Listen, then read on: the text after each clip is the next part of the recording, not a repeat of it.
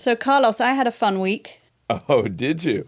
I was out on the campaign trail, went down to Florida and Georgia, covering two important states, which was great, except that my flight got delayed by 5 hours because there was a passenger, guess what, who did not want to wear a mask. That is so interesting at this point. I mean, if you think about what it would take to get ready, go to the airport, buy a ticket, do all of that, know that you're going to cause a car crash. God bless each and every one of us, I guess. I love the fact that you say it's interesting because that is not the word I would have chosen at that point. At 2 a.m, as I was trying to get into Atlanta, that is not what I was thinking. Oh, this is interesting. This passenger ended up shoving the flight attendant and they had to call on the Miami police. Armed police had to come on the plane to get this couple off the plane. So that is 2020. Hello, I'm Katty K in Washington. And I'm Carlos Watson in California. And welcome to When Katty Met Carlos, a podcast from the BBC World Service and OZY Media.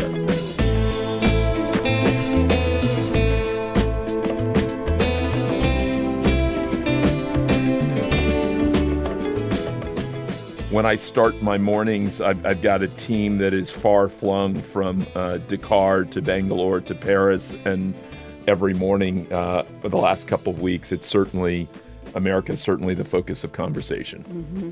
It always is, but this year in particular. And I think a lot of people around the world are realizing that what happens here in this election is going to have a huge impact, not just on America, of course, but on other countries too. Yeah, very much so. And, it's interesting. I think they're both those things that are probably obvious, relationships with places like China and Russia and Iran and other places. But then I bet you there's a whole set of more subtle things that America sometimes sets the pace for.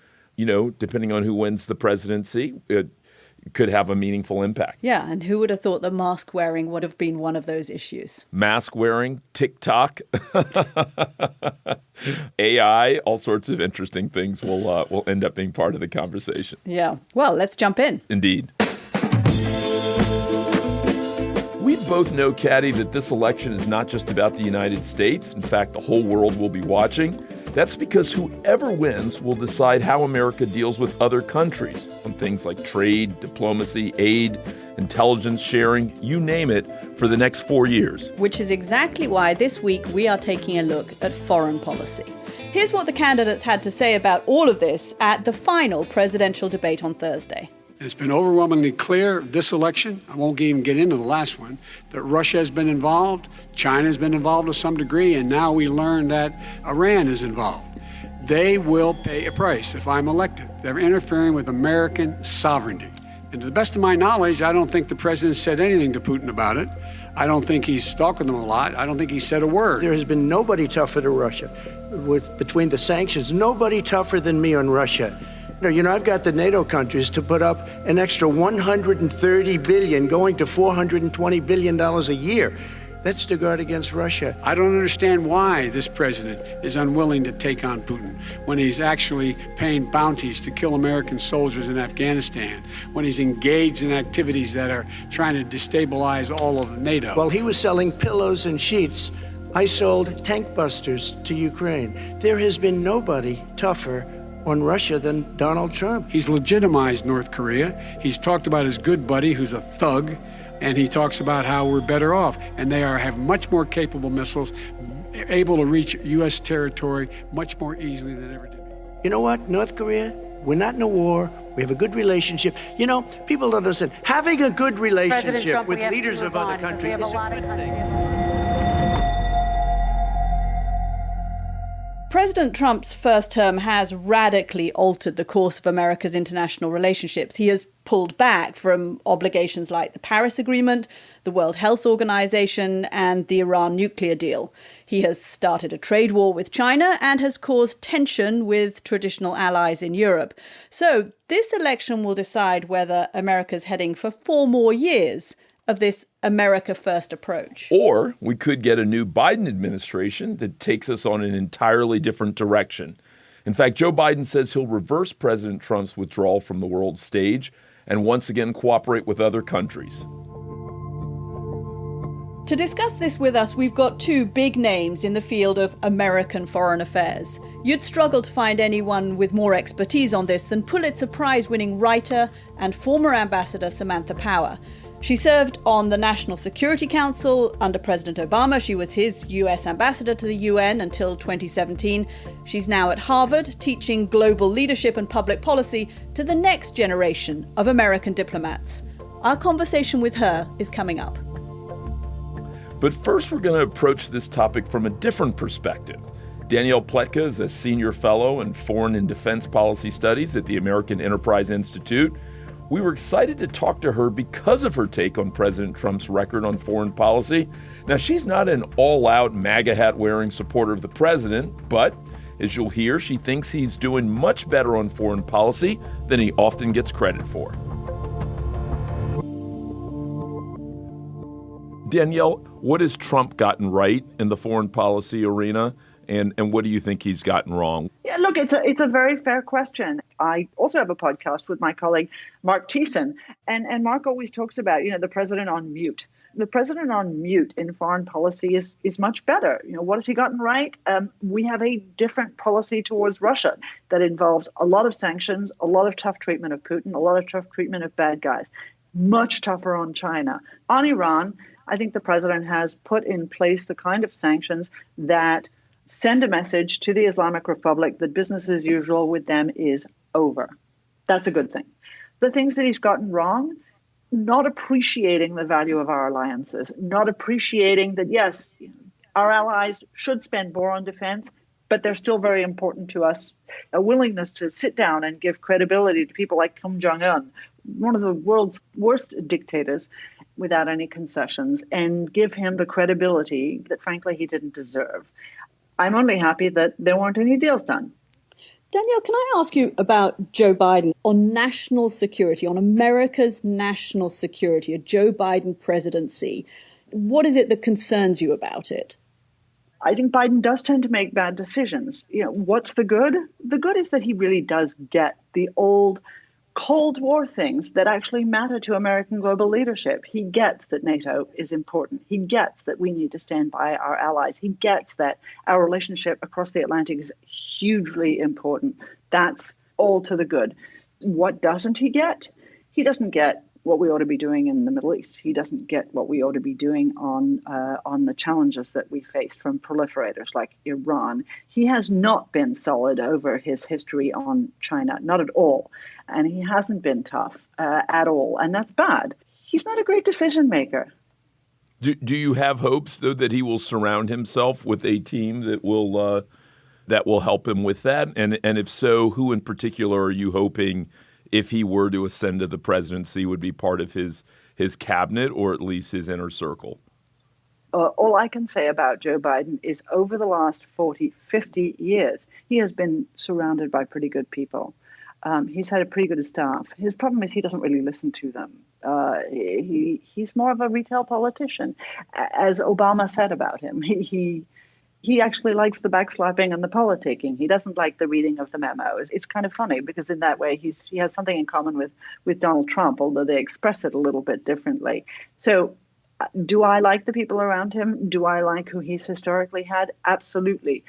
Do I think that they probably gave him better advice that he didn't act on? Yeah, I saw it happen all the time. If you look forward to the next 4 or 8 years, what do you think are going to be the 3 or 4 central things that will be on the plate for whoever is president? On national security, we are looking at somebody who really is going to have to contend with the challenge from China. And that challenge has become much more serious, not because of bad leadership from Washington, but because of very bad leadership from the Chinese Communist Party and Xi Jinping, who, just this week threatened to begin hostage diplomacy a la Tehran as opposed to anything else. You mentioned China, and can I ask you a meta question, sort of not even 50,000 feet, 500,000 feet. I don't think anyone would dispute the notion that the last century was the American century. We're now 20 years into this century. And do you think this is going to be another American century, or do you think China has already taken that place, even if it's taken it in a different form and it's not the global superpower in the way that America was.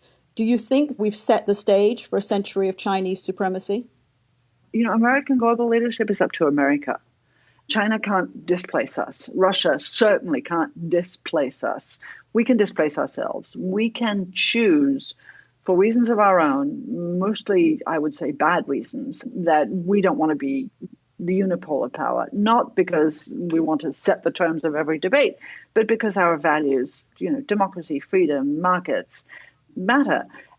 We can choose not to do that. And at that point, people will suddenly realize that nature abhors a vacuum, that there will be powers that will step in, not because of primacy, not because of better ideas, but because there's simply no one there to take the place. And I do worry a lot about that opinion in the American body politic on the left and the right. Well, what about under Trump? To some extent, has America made that decision to displace itself? If you think back, Danielle, to George W. Bush's second inaugural address, which in a way was the kind of high point of American intervention aspiration around the world. I remember listening to that address where he talked about standing up for democracy and said, if you are in the world and you are standing up for human rights, we are with you. America is with you. Don't feel that you're all alone.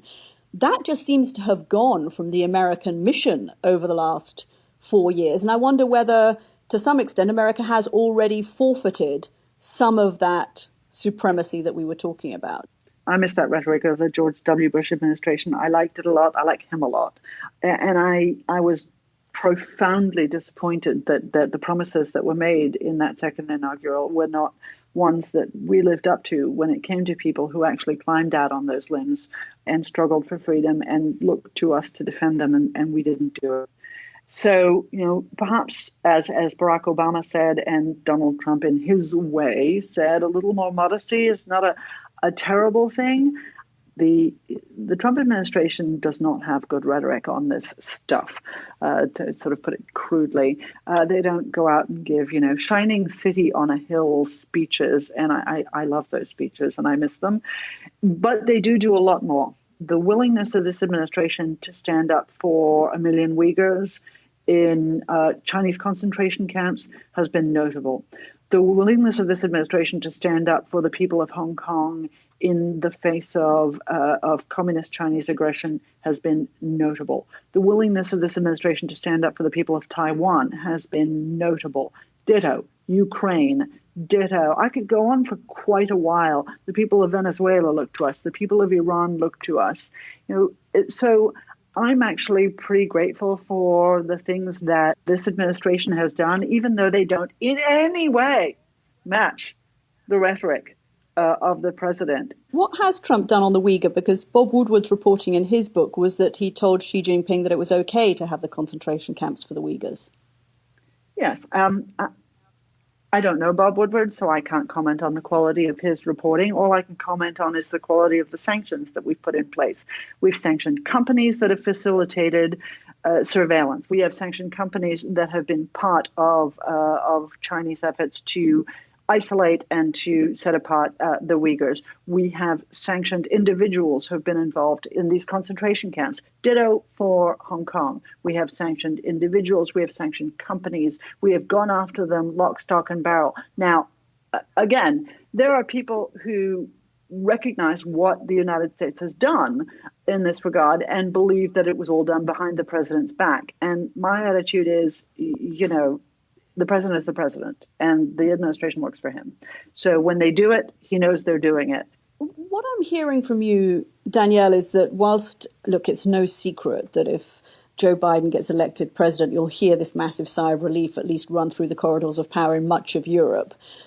Are you actually suggesting something more subtle, which is that Donald Trump's legacy on America's relations around the world, historians may look back and say, actually, it was a lot more positive than all of those European diplomats and leaders gave him credit for?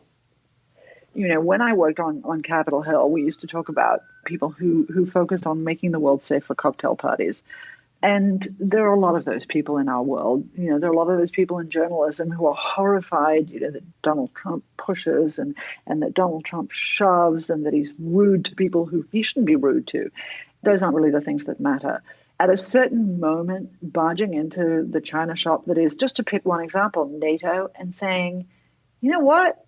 You guys call yourselves allies, but you don't spend what we spend. What did Donald Trump say to us on his podcast? I'm going to paraphrase him and make it sound much more elegant. But what he said was, that Angela Merkel, she doesn't want to pay her 2% of her money into NATO. But if Russia threatens her, she wants me to come and defend her. You know what? Truth to power. That's exactly right.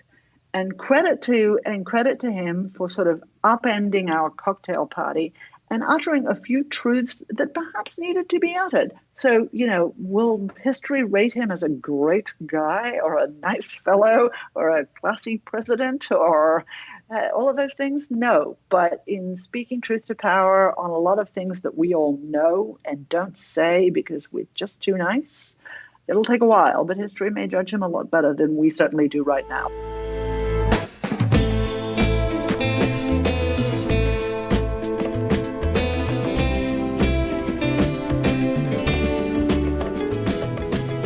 That's Danielle Pletka, not holding back on President Trump's foreign policy.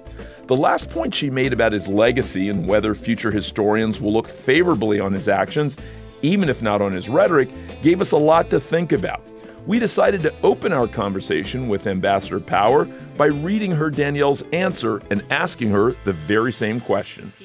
So will history say he was a great guy or classy? No. But on speaking truth to power, history may judge him better than we do right now. So I just wanted to give you that in the context of what her last answer was before we get to you. First, I think anybody who looks at America's respect around the world or a leader's favorability ratings and views it merely as a popularity contest is making a mistake. I mean, the reason favorability ratings matter is because it can translate into influence and your ability to get countries to come to your side when you need them. And so I think the fact that President Trump's standing with key partners is now that of around President Putin and President Xi's should tell us something about America's summoning power. And I think it is very important to go, for example, to our NATO partners and demand that they expand their expenditures in defense and do more to enforce collective security.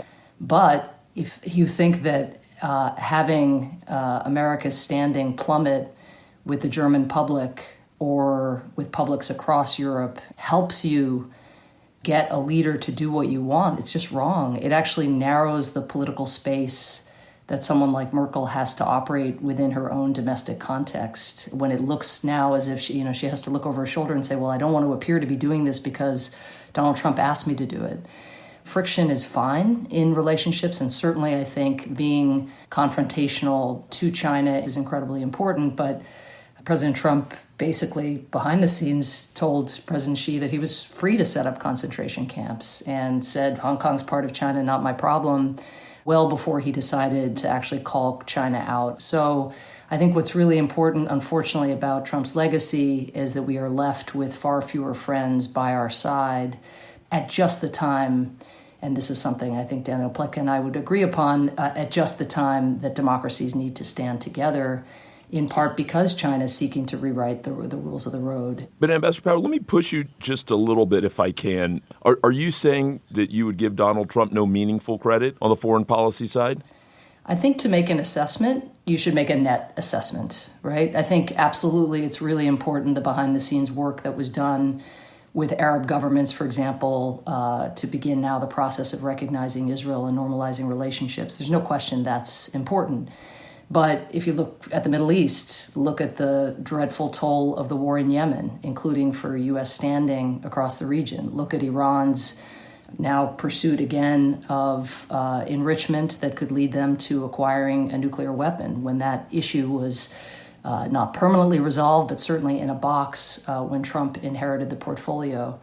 Look at all the talk about bringing troops home from around the world, and yet the vast number of troops that have been sent to the Gulf because of destabilizing moves that have been made despite a claim on the part of President Trump that he was going to do more to confront Iran and to stymie Iran's regional ambitions. So, yes, I can pull out here or there things that I think go on the positive side of the ledger, but you have to look at the legacy across the board and also the inheritance that if President Trump loses, that he'll be leaving to his successors in terms of shattered trust, broken alliances, and the pandemic alone, the record of mismanaging something that has so depleted faith around the world in America's competence, that is going to make it much, much harder to bring countries to our side.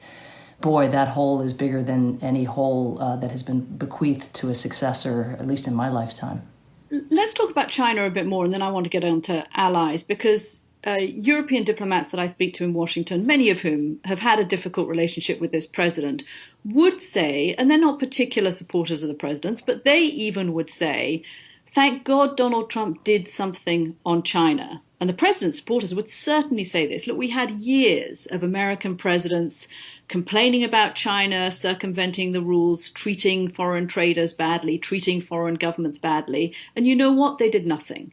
And along came Donald Trump, and he actually did something. Yeah, he didn't bring allies along with him, but at least he did something about China. At least he did speak up. He imposed the sanctions. He tried to get China to change its ways.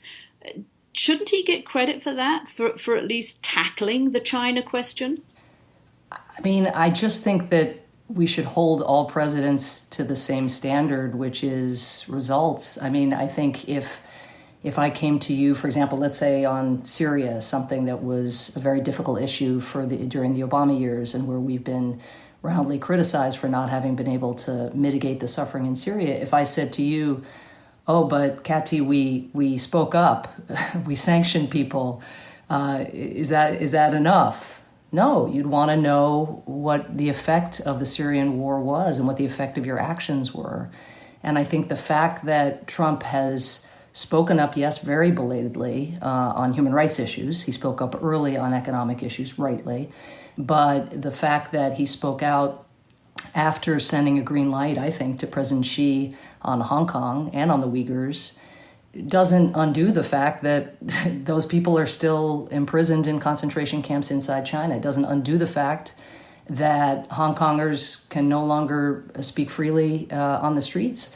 When you have a country with the leverage that China has economically in the world, you are much more likely to optimize if you act with your partners. And going it alone just reduces U.S. leverage on a whole host of issues, and it's a mistake.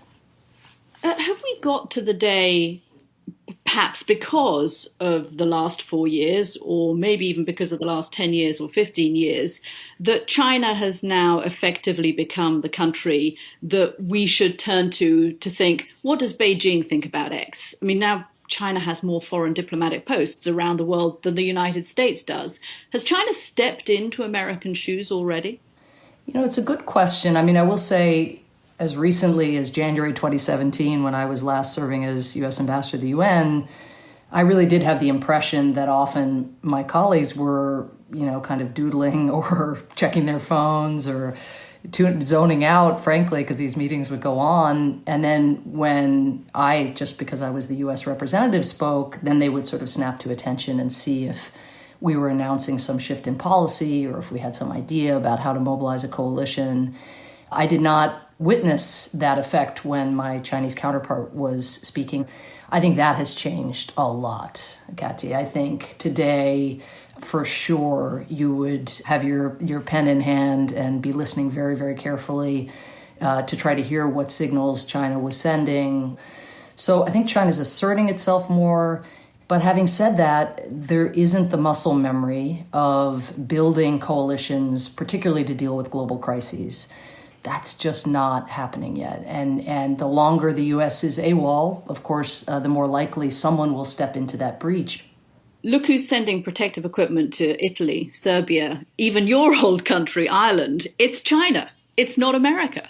It's different. We're just saying two different things. I mean, I think bilateral assistance, absolutely surging. I'm just talking about something else, which is, can you build large coalitions of the willing or large global coalitions to deal with global threats? That's really quite different than, do you seek to enhance your soft power by meeting people's needs in an emergency, as China is seeking to do? That's really important, and it sets them up to be in a position perhaps to mobilize a global coalition at some point. But if you take, creating a Paris Agreement, or when it takes, again, getting that vaccine into the capillaries of the international system and getting enough money in the kitty where enough vaccines can be purchased so that developing countries are not left out in the cold, China doesn't want to own that burden all by itself. And so for it to develop the habit of leveraging what it is doing to get other countries to do more, I think that is what you can expect it to seek to do in the coming generation, but it is not doing that at this point. Let's look ahead. If Vice President Biden were to win the election, what do you expect to be the top 2 or 3 things? What are going to be the 2 or 3 most difficult things in the foreign policy arena that he'll have to confront? I think that for everyone around the world, the number one priority is going to be the pandemic and the economic fallout therefrom. Beyond that, as we've discussed, the relationship with China, how do you get the balance right between the necessary confrontation and, of course, the competition that will exist between 2 superpowers and the collaboration that President Trump hasn't been terribly interested in lately, which will be indispensable if the United States is to become a constructive force and if the world is going to move more aggressively on climate change. All of that requires restoring the alliances that have been left so frayed by President Trump. And it'll be immensely challenging. I mean, Katty was talking about the conversation she's had with her European counterparts. I mean, they'll tell you, right, just the steep hill that a President Biden would have to climb in terms of convincing our allies who never really doubted that America's word, let's say, in an agreement like the Iran nuclear deal or on the Paris Agreement or America's membership in a global health organization, they didn't doubt that those things were going to be sustained, even if America went between a Republican and a Democratic president. Now, any set of agreements that Vice President Biden would seek to negotiate, we will be greeted with the question, well, how do we know that some other guy isn't going to come along and undo your word the way that Trump undid Obama's? And that's going to be a major challenge. You're saying exactly what I hear from European diplomats, by the way. That is exactly what I'm hearing. How do we know it doesn't happen again in 4 years' time? Ambassador Power, will we get to call you something different if Biden wins? Will we be calling you Secretary Power? Right. I think we'll focus now on the 24/7 race to the finish line. So I think that all of us are just focused on that at the moment. But thank you for the question. You're still a diplomat. Hardly. I was never much of a diplomat when I was a diplomat, so I'm learning. Ambassador Power, thank you so much for joining us. What a pleasure, and hope that this won't be the last time. Hope you'll come see us again. Thank you, Carlos. Really appreciate it. Thanks, Katty. Thank you. Katty, so what did you think of our guests this week and the conversations around foreign policy? Look, I thought it was very interesting and very thoughtful. They come at this from different positions. Obviously, Danielle from a more conservative, America's, the tough leader around the world, saying it as it is. She likes Trump for that. Samantha Power, much more from the liberal interventionist. America should be a beacon for human rights and soft power around the world. But I tell you what strikes me kind of most of all, Carlos, is that this week I've been out on the campaign trail. I was doing the shows down from Florida and Georgia. People just aren't talking about foreign policy. This is not a foreign policy election. I mean, people on the Democratic side are aware that President Trump's reputation around the world is something of a laughingstock. But his supporters think he's done a great job of making America strong. It's just not, they're not talking about big foreign policy issues. This is a COVID election and a personality contest. Yeah, interesting given one, Russia's role in 2016 and possibly this year as well. Interesting given China and China's arguable ascendancy, both over the last decade, but maybe even more so over the last bit of time here with COVID. They seem to have rebounded from their COVID struggles sooner than the U.S. and many parts of the world. So interesting. it is fascinating that we are at this tipping point moment in the world where power is shifting from America to Asia and to China.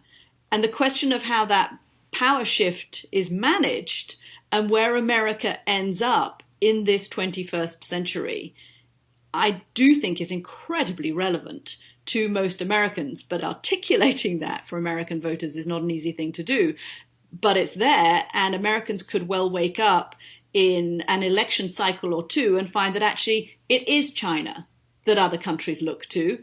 And I think they would then think, wow, we should have paid more attention to that. We hope you've enjoyed this episode of When Katty Met Carlos, a co-production from the BBC World Service and OZY Media.